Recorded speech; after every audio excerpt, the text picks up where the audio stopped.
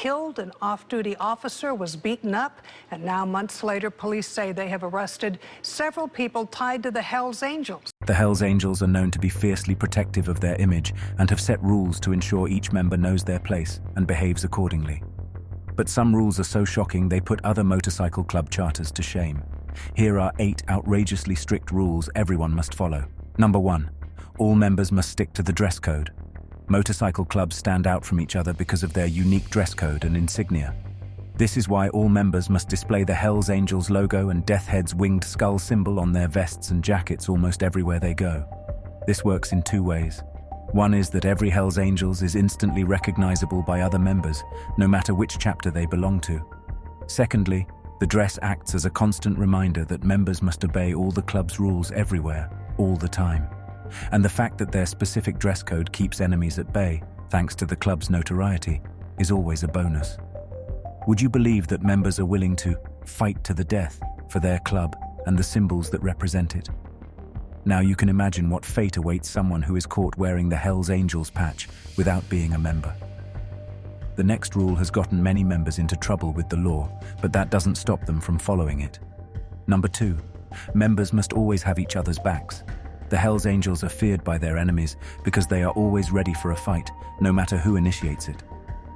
That is because the club has a strict rule about having other members' backs should things go south.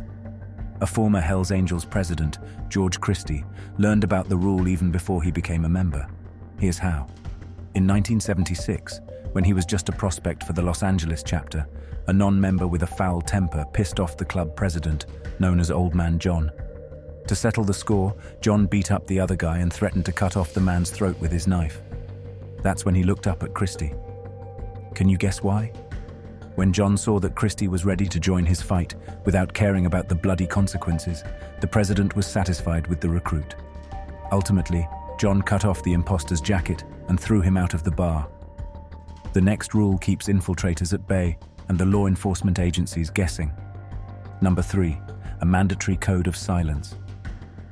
The Hells Angels call itself a non-criminal motorcycle club, but that doesn't mean that some of the members are not involved in illicit activities, which often leaves them on the other side of the law.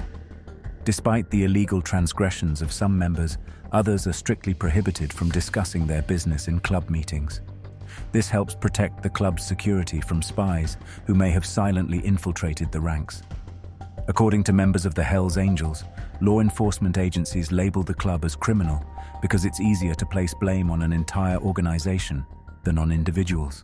And since the police are always trying to penetrate the Hells Angels, strict rules regarding what can be discussed in club meetings create effective barriers that keep confidential information private. Hells Angels aren't even allowed to talk to the media to protect the club and its members. Most outlaw motorcycle clubs follow the next rule, but the Hells Angels take it to new extremes. Number 4. Respect the hierarchy at all times. Hells Angels follow a strict hierarchy, similar to the armed forces. There is a president on top, followed by a vice president, a road captain, and the sergeant of the arms. Defined roles help maintain structure within the club and protect it from falling into chaos.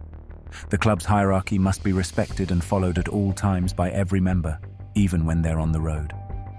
Since Hells Angels is a motorcycle club, it's no wonder they spend most of their time riding their bikes on the road. If you see them riding together, you'll notice the chapter's president always rides in the front, even if that places him at high risk in the event of a collision. Behind the president, you'll find the vice president, followed by the road captain and the sergeants of the arms. After that, each member tries to get the first 10 spots, and once they are filled up, the rest fall back into form. Can you guess who rides at the far back of the pack? The prospects. Believe it or not, if a cop stops one Hells Angels biker, the entire formation pulls over together, further reinforcing rule number 2 of always having each other's back. Up next is a rule that members cannot dare break. Number 5. Loyalty before law. The Hells Angels are very particular about who can get into the club. For example, rapists and child molesters cannot dare apply for a position because they will be rejected outright. In addition, anyone related to law enforcement agencies is strictly prohibited.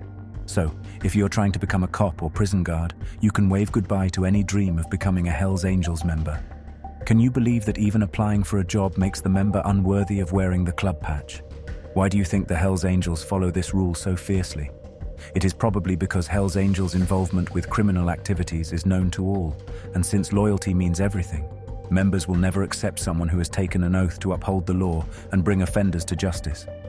The next rule has put many members in serious trouble. Number 6. Rats are strictly not allowed. For Hells Angels, rats or snitches are the lowest of the low and are despised by everyone. The HAMC also forbids rats from ever becoming members because that puts the club and its code of silence at risk. In his book, Hell's Angel, Sonny Barger doesn't hold anything back when describing snitches. Most rats are loud-talking bullies who like to push people around and talk tough when the club surrounds them. They thump their chests and yell about how much they love the club and how they're going to be with us for the rest of their lives. He also says that anytime they get into trouble, they quickly rat on their brothers to save their own skins. Since brotherhood and loyalty are at the heart of the Hells Angels, a rat is the true enemy. Coming up next, a rule that instills absolute loyalty in members, come what may. Number 7. Once a member, always a member. Once you become a member, there's no turning back. That's the main reason the initiation process of the HAMC is so long and thorough.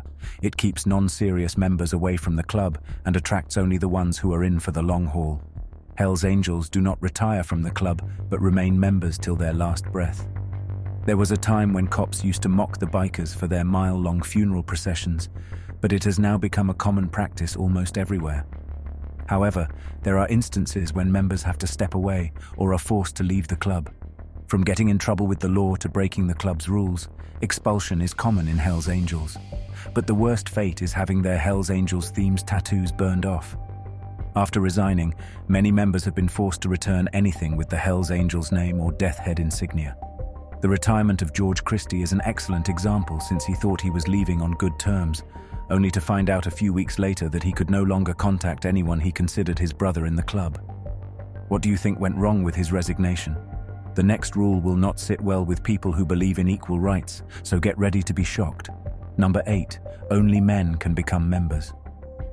According to Barger, the Hells Angels are male chauvinist pigs as far as women are concerned, but we have a right to be because we want to be. Women aren't completely excluded from the Outlaw Club, but are not allowed to become official members.